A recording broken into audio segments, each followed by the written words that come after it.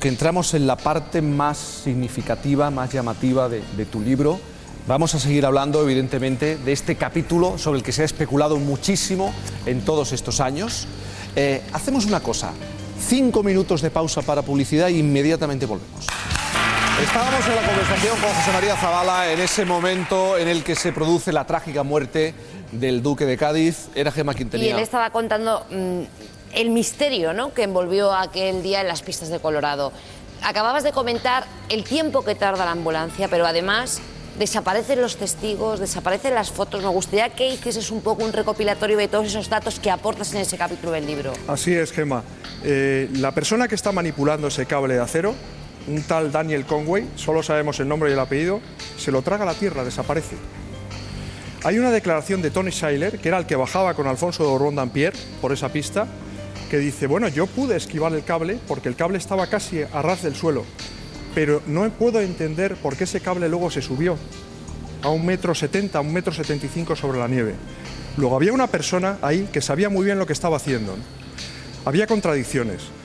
Claro, te das cuenta, por ejemplo, hay declaraciones como la de Hohenlohe, que estaba ahí Alfonso, que le confundieron con Alfonso de Borbón-Dampierre, creyeron su familia que había sido él, que luego habla con Tony Sailor, y Tony Sailor le dice, mira, todo esto, Alfonso, fue muy extraño, no logro entender qué es lo que pasó. Paco Fernández Ochoa me insistía en eso, si Alfonso era un esquiador excepcional, ¿cómo pudo sucederle esto, ¿no? Además, es que incluso cuentas que desaparecen las pruebas que había conseguido la policía.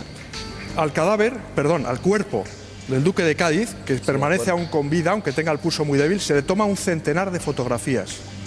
Yo tengo en mis manos un documento que es escalofriante, un documento fechado el 2 de marzo del año 89, es decir, un mes después de la tragedia en Colorado, de ese centenar de fotografías que se toman y que se destruyen por la propia policía, en el que figura la palabra escrita en mayúsculas y en inglés, homicidio. Lo estamos viendo ahora mismo, ese documento. Además es que das otro dato que a mí me parece, es que aprovecho la ocasión, por cierto, para felicitarte porque me he enganchado al libro. Y das otro dato que es novedoso, es de una conversación que se intercepta en la que se está hablando de un posible atentado a Gonzalo de Borbón, si sigue la misma línea de Alfonso de Borbón, si sigue siendo incómodo.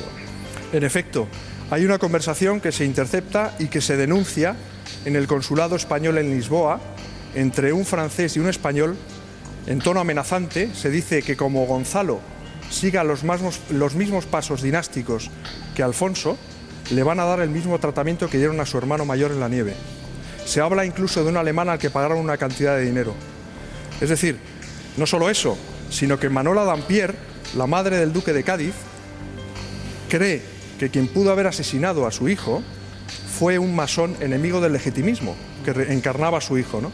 Pero hay una declaración muy increíble, que es la del barón de Pinotó, que es la mano derecha del duque de Cádiz en Francia, para todos los intereses legitimistas.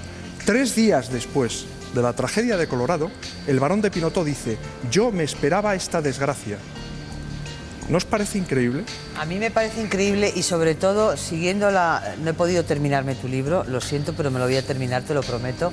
A mí lo que sí me parece increíble, que ya se comentó en la época, es el poco interés de Carmen Martínez Bordiú para que se investigara la muerte de Alfonso de Borbón y, sin embargo, sí que se movió y corrió para que se indemnizara a su hijo. Llama la atención, realmente, Chelo. Carmen Martínez Bordiú contrata a sus abogados que presentan una demanda civil por negligencia ante los tribunales de Denver, capital de Colorado, y piden una indemnización de aproximadamente 5 millones de dólares, equivalente al cambio entonces a unos 600 millones de pesetas, de las antiguas pesetas. ¿Por qué?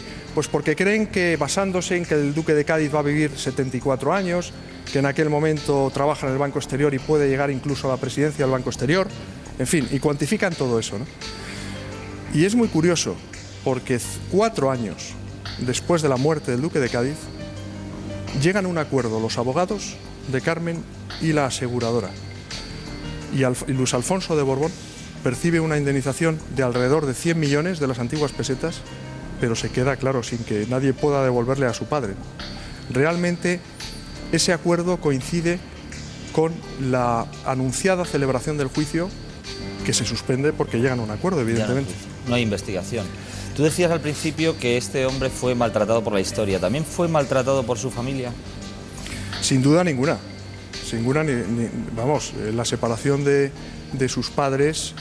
Él tuvo una madre, que fue la reina Victoria Eugenia de Battenberg, por la cual vivió sus primeros años en el exilio de Suiza, ¿no? En el Hotel Royal, que él siempre recordaba. Por eso hablábamos antes de que era una persona muy nostálgica, ¿no? Porque recordaba aquellos tiempos que ya se le acabaron. Desde entonces no hizo más que sufrir prácticamente. Y entonces lo internaron ¿Su allí. familia nunca le dio su sitio? No, además su padre, don Jaime, apenas iba a verle. Manuel Dampierre, bueno, pues rehizo su vida con un agente de cambio y bolsa, Antonio Sosani. Y realmente ellos fueron los que pagaron el pato, como por desgracia suele ocurrir en las separaciones, que son los hijos los que acusan pues la carencia afectiva de un hogar. Sí, pero posteriormente él viene a España y tampoco recibe el apoyo Efectivamente. ni de don Juan, ni de don Juan Carlos. Según incluso contaba Emmanuel Dampierre, se le hacen feos continuos en la boda de sus primas, a él se le desplaza y se le invita al último banco, nunca se le da el tratamiento que ella reclama de Alteza Real. La relación de don Alfonso con don Juan, ¿cómo era? Pues muy mala. Él se quejó siempre de que su tío le hizo la vida imposible. Y le hizo la vida imposible. Cuando ellos vienen por primera vez a España en el año 54, no se pueden quedar en Madrid. Los desvían a Bilbao y matriculan a Alfonso en la Universidad de Deusto, donde estudia los primeros cursos de Derecho, ¿no? Luego ya sí regresan, cuando pasan unos años. Y ahí es donde prenden los ideales dinásticos de Alfonso, ¿no? Que en el fondo apoyó siempre a su primo Juan Carlos. Es decir, cuando Franco le designa sucesor suyo en la jefatura del Estado, en el año 69, el que va a firmar como testigo al Pardo es el duque de Cádiz. Sí, pero con una condición.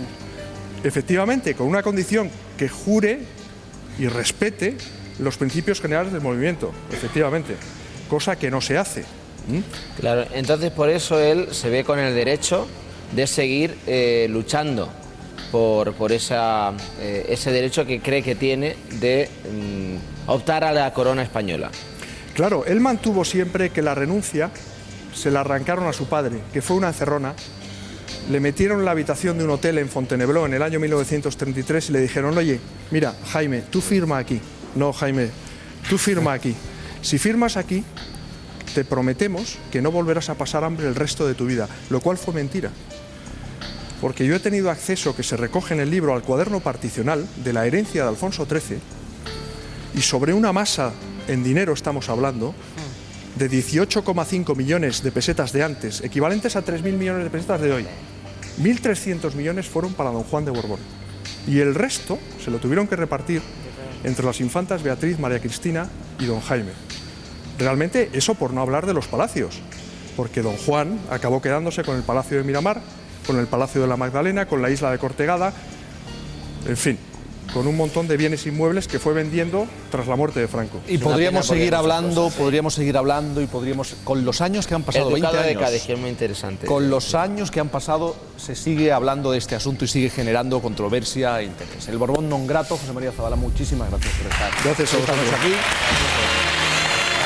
Y antes de seguir, que tenemos a una invitada muy especial, siempre aproximadamente a esta hora tenemos una cita. ¿Qué pasa aquí? ¿Qué pasa? Ah, sí, me lo recuerdan. Que tenemos, está muy nervioso, sí, es cierto. Que tenemos una cita con Omar.